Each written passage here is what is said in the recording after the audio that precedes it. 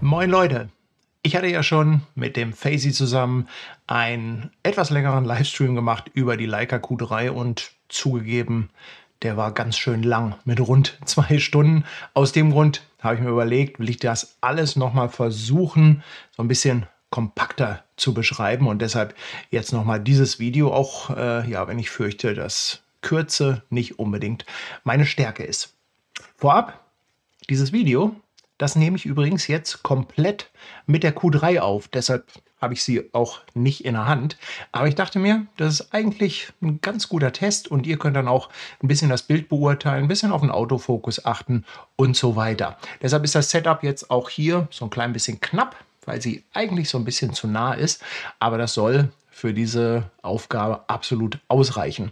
Ja, was die Einstellungen angeht, ich filme jetzt mit Blende 1,7, eine 50stel Sekunde, habe ausnahmsweise mal den automatischen Weißabgleich genommen, was ich eigentlich bei Video nicht machen würde. Und als Farbprofil habe ich das natürliche Profil genommen. Standard geht auch, aber da ist ein bisschen mehr Farbe drin und dann bin ich so ein bisschen rot im Gesicht. Aber zu dem Thema Video, Autofokus und so weiter, dann später mehr. Aber ihr könnt ja schon mal so ein bisschen drauf achten, wie euch das Ganze gefällt. Fangen wir mal an mit einer Auflistung der meisten neuen Features. Ich sage mal extra meisten, weil ich vergesse mit Sicherheit irgendetwas. Natürlich, das Offensichtliche ist das Klappdisplay. Dann habe ich jetzt auch einen 60-Megapixel-Sensor, wie wir den auch schon aus der M11 kennen. Ich habe einen neuen Prozessor, das heißt ganz einfach mehr Rechenleistung. Und ich habe einen neuen Autofokus, ein sogenannter Hybrid-Autofokus, eine Mischung aus Kontrast und Phasenautofokus.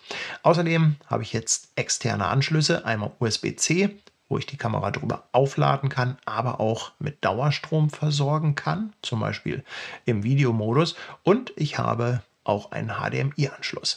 Die Kamera hat einen neuen Akku, da aber die gute Nachricht, die Form hat sich nicht verändert. Man kann also immer noch die alten Akkus verwenden, falls ihr davon noch einige habt. Es gibt nur eine einzige Einschränkung, da kommen wir aber im Videomodus zu.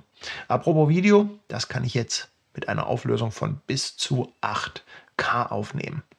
Dann hat die Kamera ein neues Finish bekommen, also die Oberfläche, diese, ich weiß nicht, ob das Kunstleder ist oder Kunststoff oder echtes Leder. Ich glaube nicht, dass es echtes Leder ist. Das ja, ist jetzt so ein bisschen anders.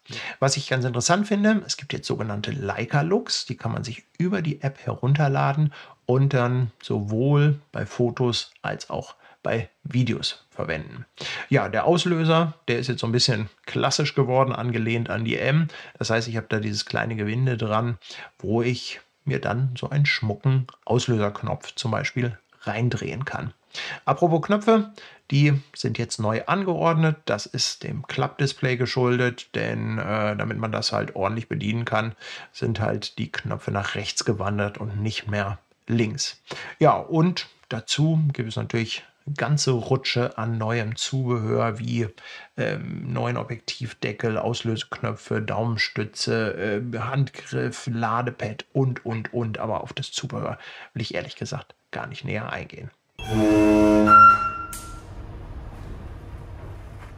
Was ich ja immer ganz interessant und auch wichtig finde, ist, ja, ich sag mal, die Sinnfrage. Also was mache ich mit so einer Kamera überhaupt? Ist die etwas für mich? Und das Grundkonzept, also das Herz von dieser Kamera, von der Q-Serie, ist ja über alle 3 Generationen gleich geblieben. Das heißt, wir haben einen Vollformatsensor und wir haben dazu ein 28 mm Summilux-Objektiv mit einer maximalen Blendenöffnung von 1,7. Und das ist wirklich über alle Generationen gleich geblieben. Und aus dem Grund habe ich mir überlegt, ich suche mal im Archiv lauter Bilder raus, die ich in den letzten Jahren sowohl mit der ersten Q als auch der zweiten Q gemacht habe. Ganz einfach, um euch so einen Eindruck zu geben, welche Art von Fotos ich damit gemacht habe. Denn vielleicht ist das ja so ein kleiner Anhaltspunkt dafür, wofür ihr eventuell diese Kamera einsetzen könnt. Viel Spaß damit! I've been giving you the worst of me, 'cause I can tell you are thirsty be. Look how the stars got you worshiping. You wanna slide, go to work, baby, on the sea. And it be just like it's in your dreams. Don't stop till it's head to feet.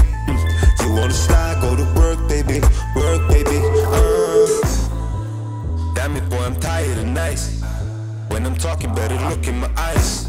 You ain't a saint, you ain't nothing to Christ. Stop pretending that you throw 'em on. Then below with all of this ice. It be dripping like you do when you cry. On your knees, but you're looking for rice. I'm a jawbreaker, I'm not your wife.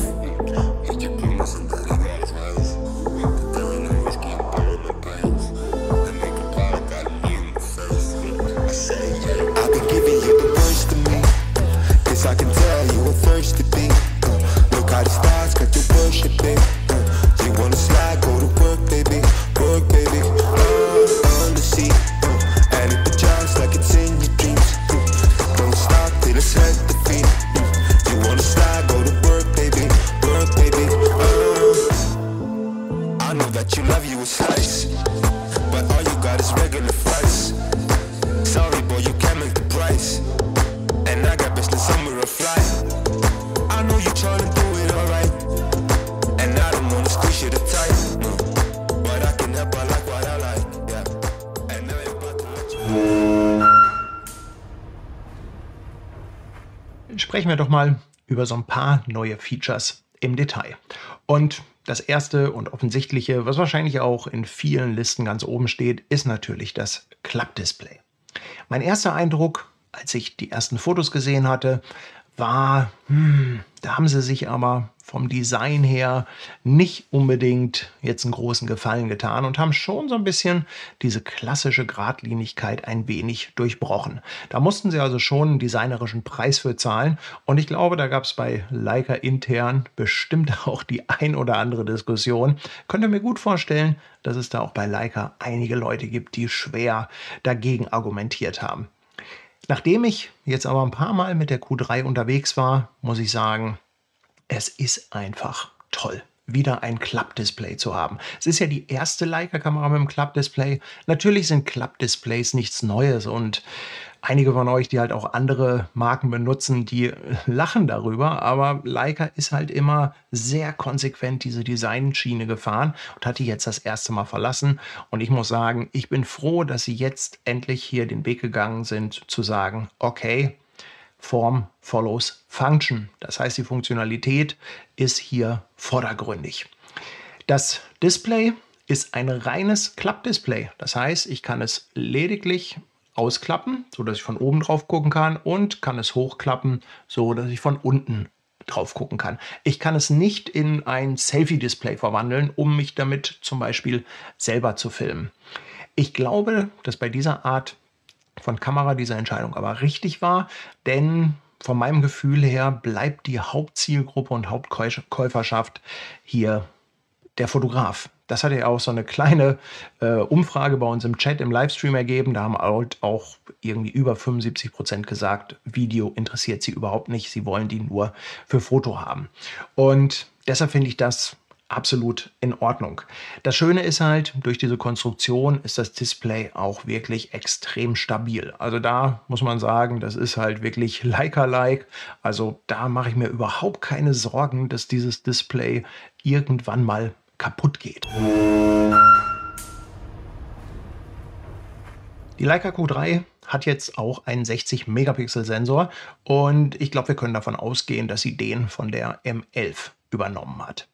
60 Megapixel ist natürlich im ersten Moment etwas, wo man sagen kann, mein Gott, wer braucht das schon? Und wer mich kennt, der weiß, dass ich mich mit meinen 24 Megapixel bei der SL2S ganz hervorragend wohlfühle.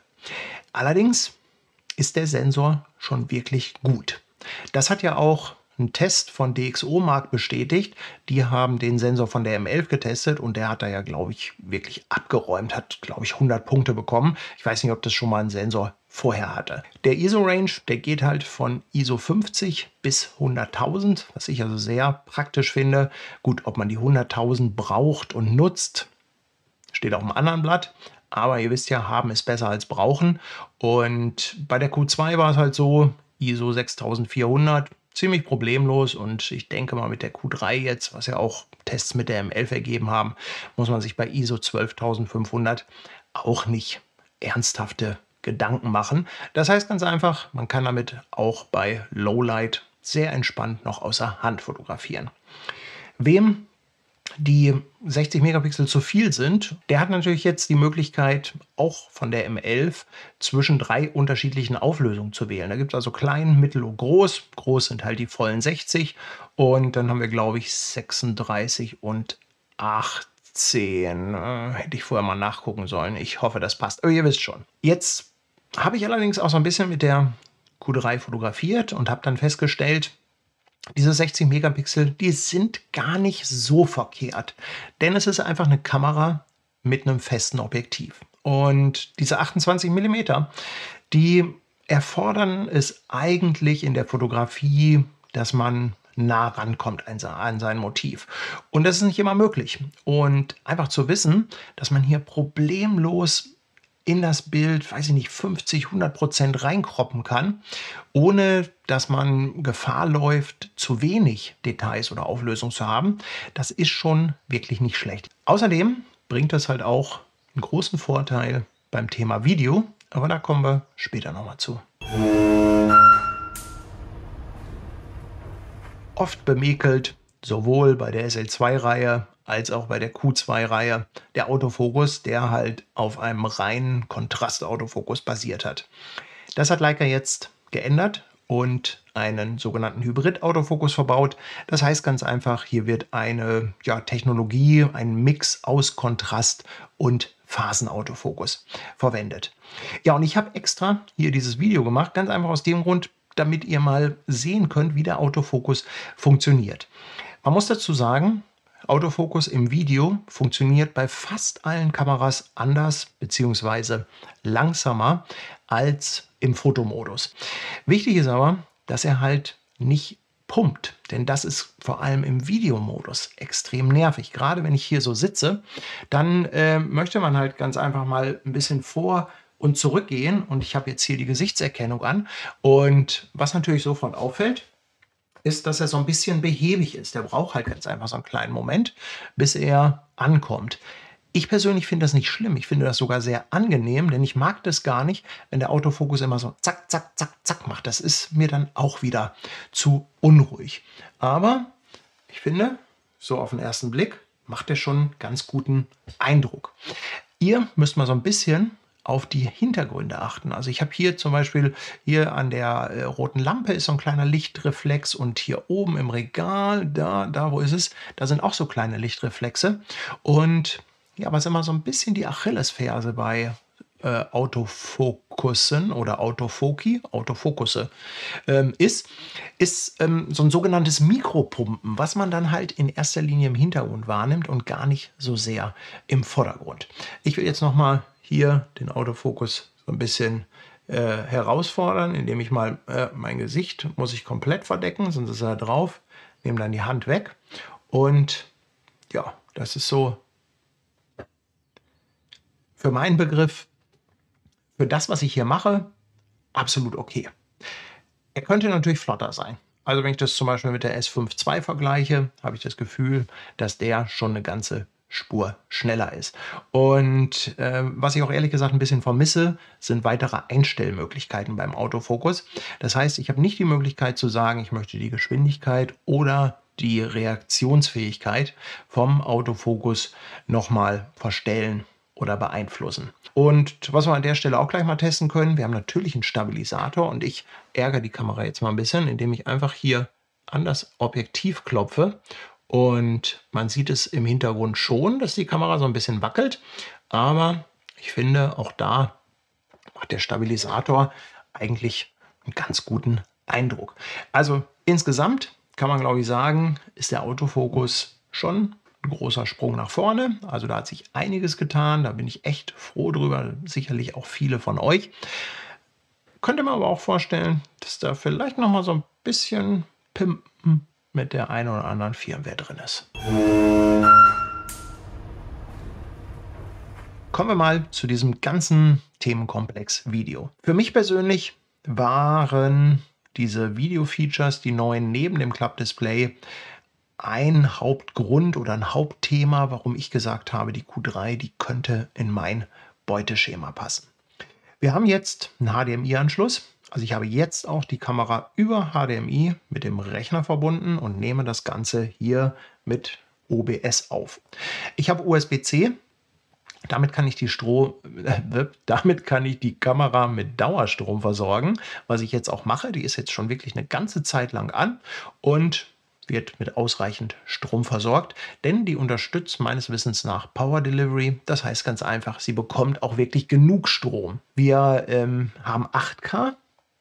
Da könnte man sich fragen, brauche ich das? Ich filme höchstens in 4K.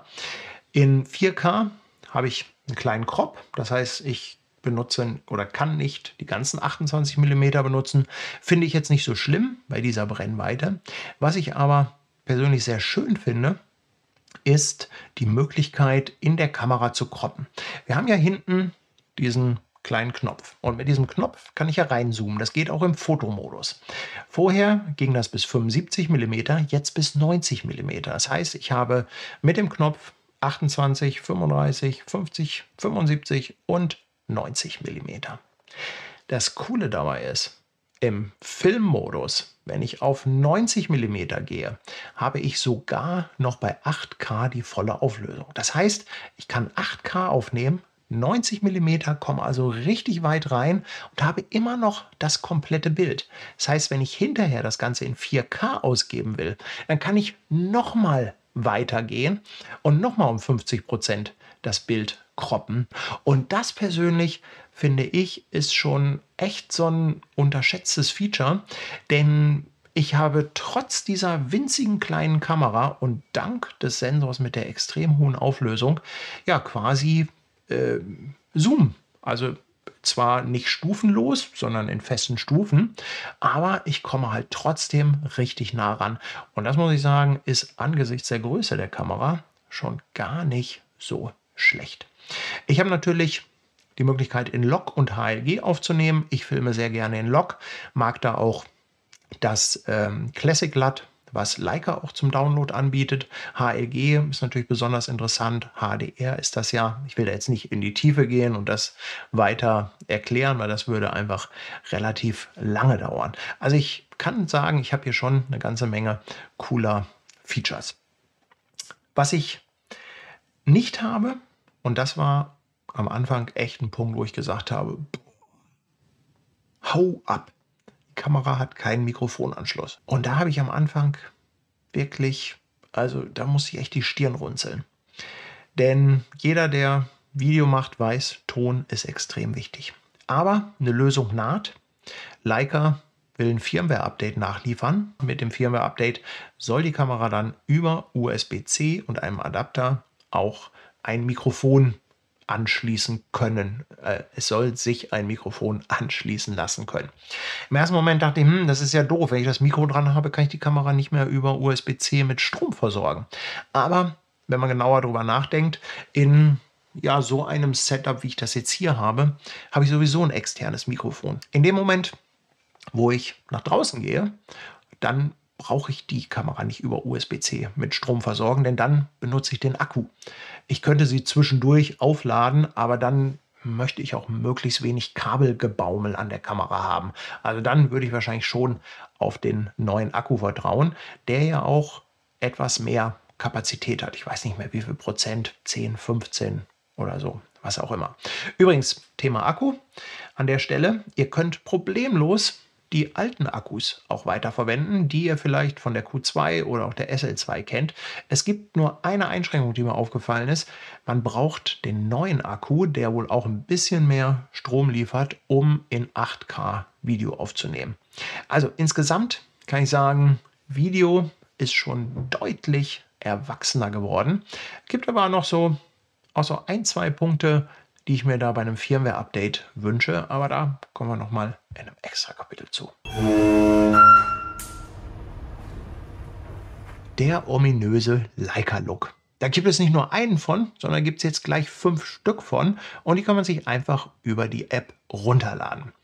Dann habt ihr die Möglichkeit, diese neuen Leica-Looks sowohl im Foto- als auch im Videomodus direkt über das Bild zu legen.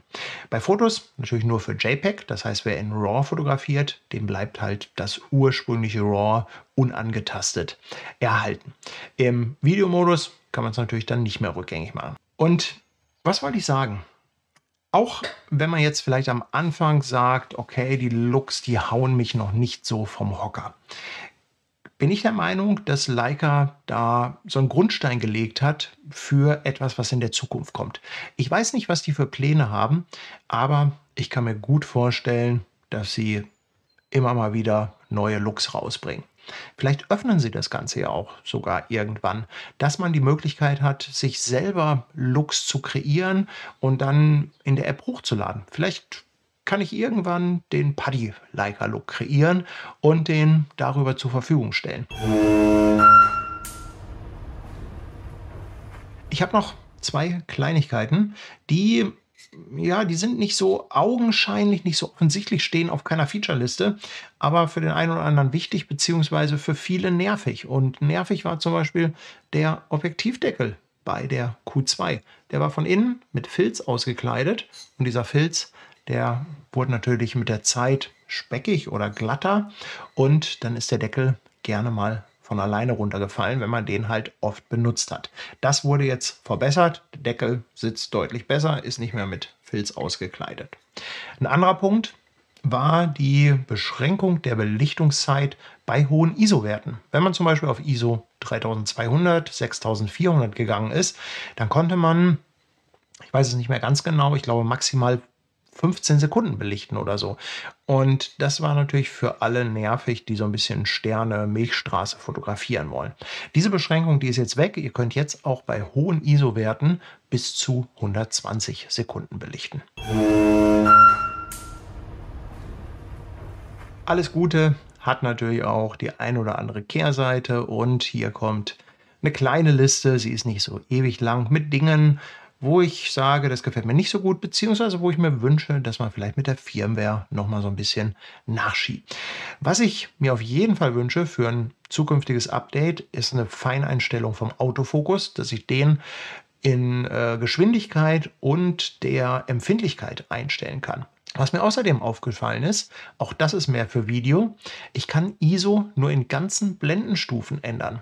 Die Fotografen sagen, ja nun, dann macht doch die Belichtungszeit einfach ein bisschen länger oder kürzer.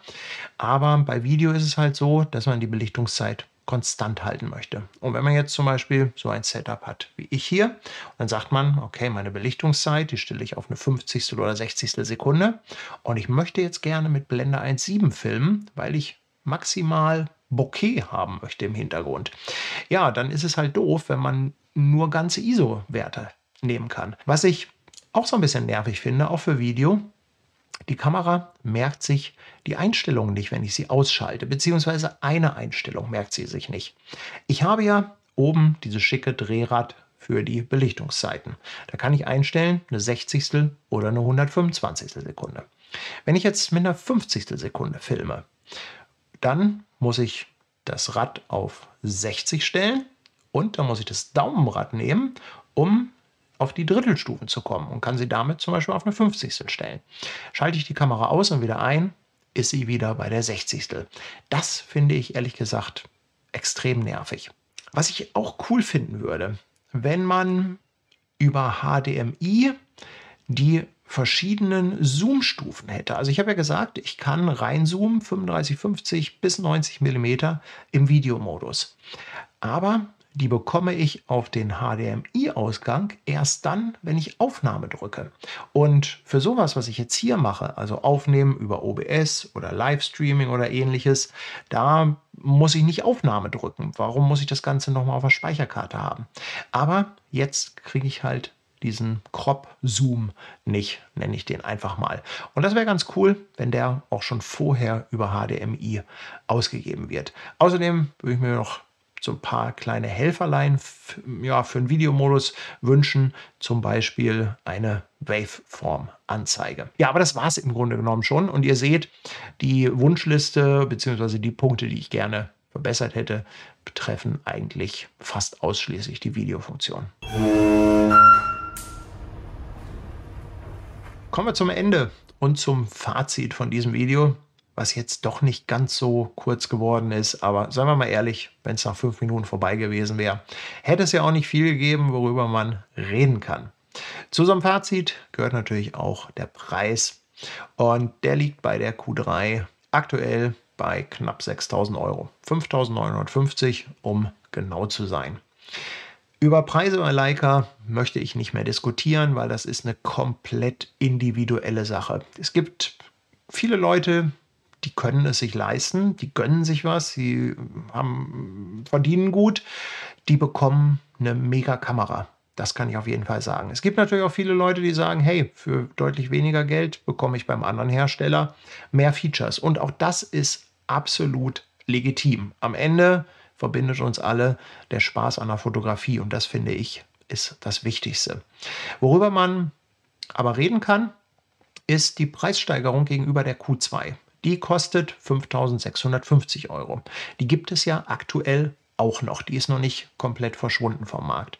Und wenn wir jetzt einfach mal diesen Preisunterschied von 300 Euro nehmen, dann muss ich sagen, ist der Unterschied Q2 zu Q3 300 Euro schon, ja, günstig wäre jetzt das falsche Wort, aber man bekommt halt für 300 Euro doch schon sehr, sehr nette Features, wie halt das Klappdisplay, den neuen Sensor, die ganzen Videofunktionen und. Und das muss ich sagen, also das finde ich schon fair. Also die Preissteigerung, die finde ich fair. Man kann vielleicht an der Stelle mal eine kleine Meckerbotschaft nach Wetzlar schicken. Ich finde diese regelmäßigen Preiserhöhungen, die schießen ein bisschen übers Ziel hinaus. Das ist ja schon mittlerweile mit Ansage, dass im April und ich glaube irgendwann im Herbst, September oder Oktober die Preise regelmäßig angezogen werden. Und ich finde, da könntet ihr mal so einen Gang runterschalten. Auch wenn man wahrscheinlich argumentieren könnte, dass die Leica-Kundschaft sich das leisten könnte. Aber ich muss auch gestehen, bei der M11, so gerne ich sie hätte, aber da war ich dann raus. Ne? Also irgendwann hat halt auch vieles sein Ende, beziehungsweise ist das Ende der Fahnenstange erreicht. Nichtsdestotrotz ist die Q3 ein mega Nachfolger. Und am besten finde ich, dass halt die Basis-DNA erhalten geblieben ist. Das heißt, Vollformatsensor, Summilux, 28 mm, Blende 1.7. Das ist das Konzept, in das ich mich damals, ich glaube 2015 war es, verliebt habe. Da habe ich gesagt, boah, das ist eine Mega-Kamera und das ist bis heute gleich geblieben. Das Objektiv ist ja absolut identisch, die haben ja gar nichts daran geändert. Ich finde es auch sensationell, dass dieses Objektiv die Leistung, die Abbildungsleistung für diesen 60-Megapixel-Sensor bringt. Also da muss ich sagen, Hut ab, das ist schon echt toll, was ihr da auf die Beine gestellt habt. Und ja, das Gesamtpaket Q3 geht meiner Meinung nach absolut in Ordnung. Ihr habt es vorher gehört, die Liste mit dem, was ich mir eventuell an Verbesserungen wünsche, die ist überschaubar. Vieles vielleicht durch Firmware machbar. Gucken wir mal, was da in Zukunft kommt. Ja, und in diesem Sinne danke ich euch fürs Zugucken bei diesem Video. Ich hoffe, es hat euch ein bisschen gefallen. Ich freue mich auf eure Kommentare. Vielleicht habt ihr noch Fragen und mit Sicherheit habe ich einiges vergessen. Da bin ich mir ganz, ganz sicher, weil das ist bei mir einfach so. Vergessen gehört einfach zum Programm. Aber manchmal ist das ja auch ganz gut, wenn man schnell Sachen vergessen kann. Okay, Leute, bis dahin, macht's gut. Tschüss.